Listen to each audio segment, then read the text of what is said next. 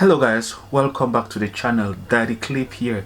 Today we will be making another stop in Australia, precisely at University of New South Wales, Sydney. They have scholarships for graduate students, precisely for masters and doctoral students, most especially those who are research focused. Here you would find UNSW, University of New South Wales, Sydney, and here it says higher degree research scholarship.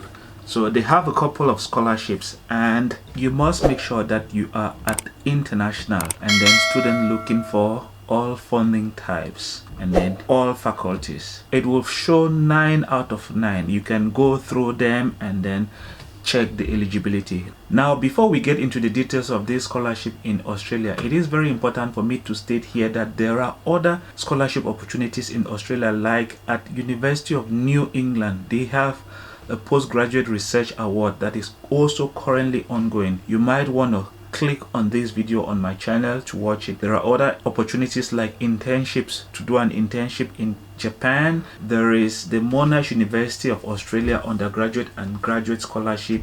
You have scholarships in South Korea, like at KAIST, Seoul National University, Gwangju Institute. All of them are in South Korea. There is also the Helmut Schmidt Master's Program in Germany. You might want to go through the channel and then look for something that might be of interest to you. And please do not forget to hit that subscribe button and make sure you turn on all notifications so that you will always be notified whenever there are scholarship opportunities on the channel. The first one is Research Training Program, RTPI.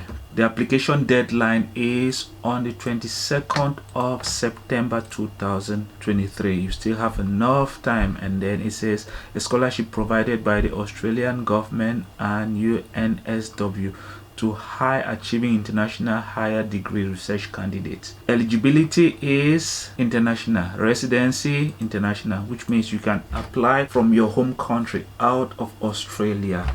Here you have value breakdown: 35,000 Australian dollars per annum and a tuition fee scholarship. You can go ahead and read the description. It says here, this scholarship provides a living allowance, tuition fee scholarship, and a single overseas student health coverage to support you during your higher degree research candidature at UNSW. There are 3 application rounds each year. This scholarship is offered 3 times in 1 year. And again, it says funding type, living allowance and tuition fee scholarship. Duration 3.5 years for PhD and 2 years for master's research or master of philosophy. This one is the RTPI scholarship. You equally have other ones like University International Postgraduate Award. The total amount per year is 35,000 Australian dollars, and the deadline also is on the 22nd of September. You can go ahead and equally read all the information, but what is important here is that it is for international residency, international applicants, which means your residency should be out of Australia and then you should be an international applicant. You have the break down here. It is the same thing like what we just saw up here, but the difference is that this one is the University International Postgraduate Award, UIPA. Then the third one is tuition fee scholarship. It will waive your tuition fee, and the application deadline is also on the 22nd of September. And then it says a UNSW tuition fee scholarship for high achieving international higher degree research candidate. Residency again international, eligibility international applicant. Have the description here. The UNSW tuition fee scholarship aims to support you during your higher degree research candidature at SNUW by covering your tuition fee. This scholarship is normally offered in conjunction with a faculty or school funding living allowance. There are 3 application rounds, so they equally provide living allowance. That's cool. Tuition fee scholarship, and the number of years is the same, 3.5 for PhD and 2 years for master by research. Third one is the Australian Award. This one is not available, but you can keep a tab on it by always checking. And then you equally have this one, UNSW CSI scholarship, living allowance for Chinese students. So this scholarship is mainly for people from China.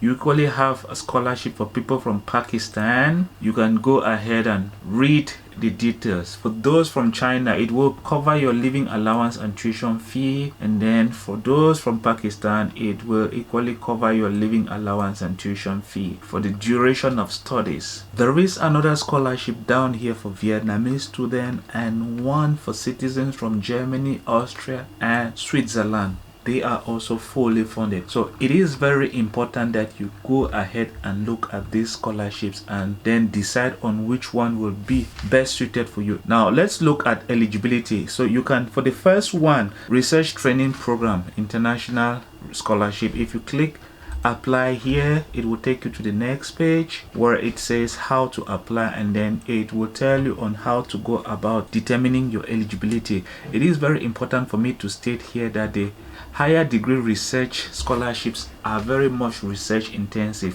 which means there are criteria that you must fulfill, like finding a supervisor and then preparing your research proposal.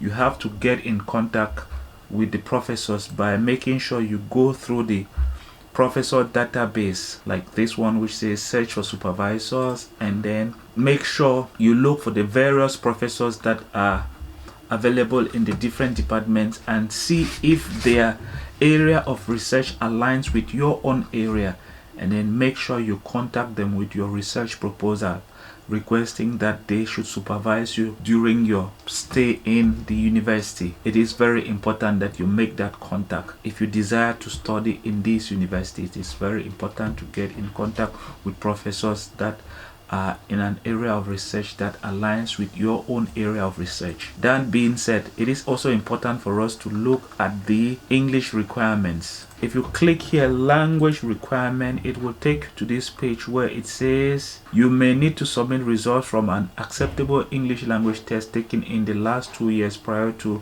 starting at UNSW. Then here it says COVID-19 alternative arrangement. In response to COVID-19, which led to widespread disruption in English language testing, UNSW will accept English language test course and prior studies in English, including high school, completed no more than 3 years before your intended start date. This will be accepted for 2022 intakes. They are simply saying here that because of COVID-19, the standardized tests like IELTS, TOEFL were disrupted. People could not take those tests.